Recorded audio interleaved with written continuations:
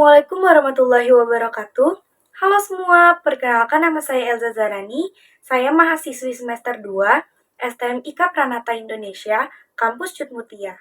Dengan nomor pokok mahasiswa 1092309400086. Nah, di sini saya ingin menjelaskan materi tentang pemasaran sesi ke-6.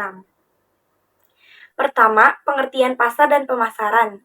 Kedua, jenis-jenis pasar. Ketiga, konsep inti pemasaran, falsafah pemasaran. Dan yang keempat, sistem pemasaran. Nah, selanjutnya, apa itu pemasaran?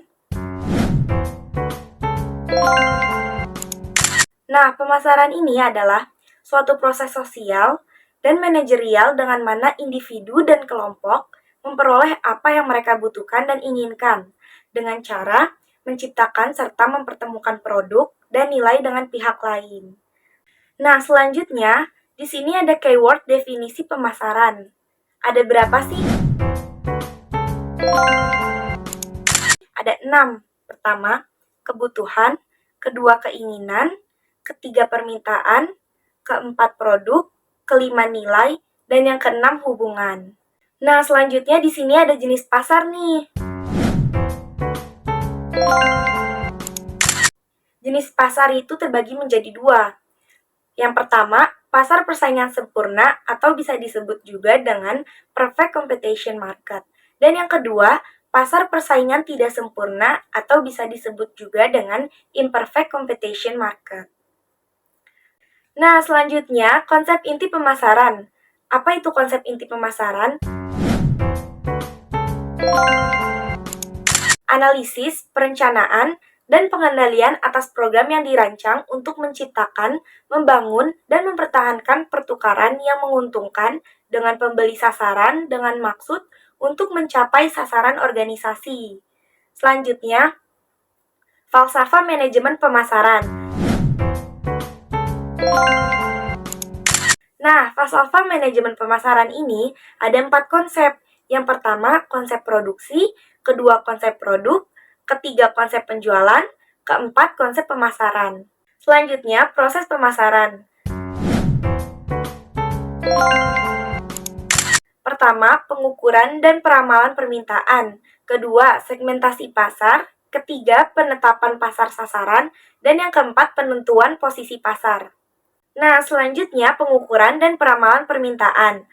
Mengestimasi besarnya pasar sekarang dan waktu yang akan datang, meliputi 4 bagian. Pertama, identifikasi produk persaing. Kedua, identifikasi volume penjualan sekarang. Ketiga, menentukan apakah pasar sudah cukup besar. Dan yang keempat, potensi pertumbuhan pasar. Selanjutnya, segmentasi pasar. Apa sih segmentasi pasar? Nah, segmentasi pasar ini, pemasar harus menentukan segmen mana yang menawarkan kesempatan terbaik untuk perusahaan mencapai sasarannya. Selanjutnya, segmentasi pasar terdiri menjadi 4 faktor. Pertama, faktor geografik. Kedua, faktor demografik. Ketiga, faktor psikografik. Dan yang keempat, faktor perilaku. Selanjutnya, segmen pasar adalah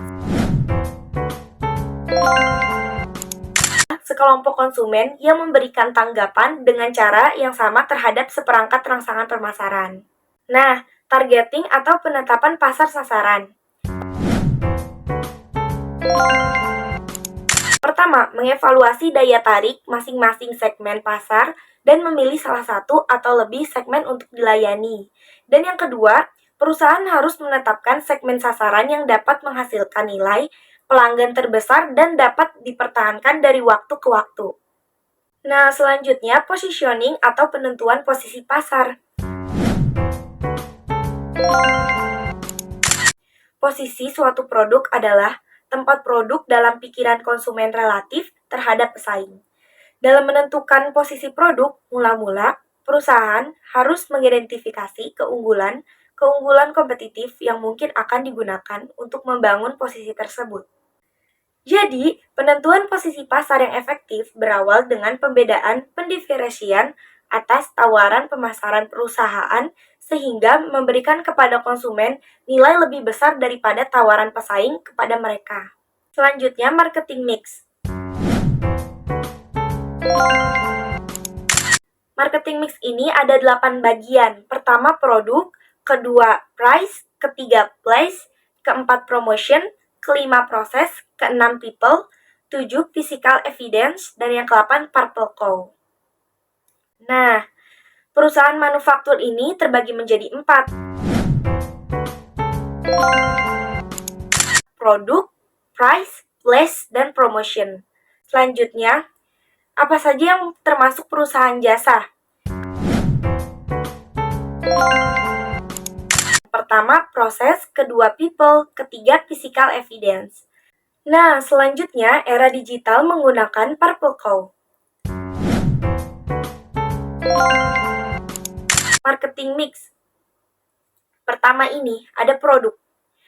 Produk itu keputusan mengenai produk termasuk merek, tanda merek, merek dagangan, dan hak cipta. Nah, selanjutnya keputusan mengenai kemasan, termasuk kemasan printer, kemasan sekunder, dan kemasan pengiriman. Selanjutnya itu ada harga. Beberapa faktor yang mempengaruhi tingkat harga. Pertama, perekonomian, kedua, penawaran dan permintaan, ketiga, persaingan, keempat, daya beli masyarakat, kelima, pengawasan pemerintah. Nah, selanjutnya, beberapa metode penetapan harga.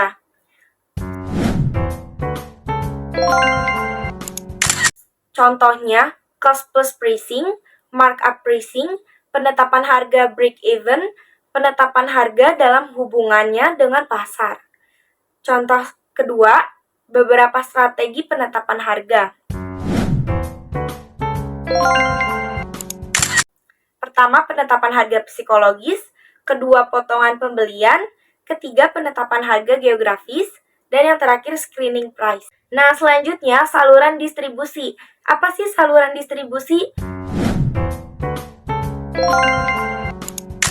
Saluran distribusi adalah saluran yang digunakan oleh produsen untuk menyalurkan barang tersebut dari produsen sampai ke konsumen. Manfaat perantaranya meliputi penghubung antara produsen dan konsumen, penyediaan alat dan jasa reservasi, penyimpanan produk dalam gudang, kegiatan ekonomi dan penyediaan informasi, dan yang terakhir, penyortiran, pembungkusan, dan pengepakan produk. Nah, selanjutnya tingkat saluran meliputi produsen konsumen, produsen pengecer konsumen, produsen pedagang besar, pengecer konsumen, produsen agen pedagang besar, pengecer konsumen. Nah, promosi meliputi periklanan, personal selling, promosi penjualan, dan publisitas. Nah, selanjutnya, peran promosi memberi informasi, membujuk, meningkatkan masyarakat akan produk jasa atau image perusahaan. Nah, periklanan, komunikasi non-individu dengan sejumlah biaya melalui media yang dilakukan oleh perusahaan, lembaga, atau individu. Selanjutnya, media periklanan ini meliputi surat kabar, majalah, radio, televisi, pos, internet, media sosial. Nah, keputusan tentang media ini termasuk jangkauan, frekuensi, dan pengaruh. Selanjutnya, personal selling.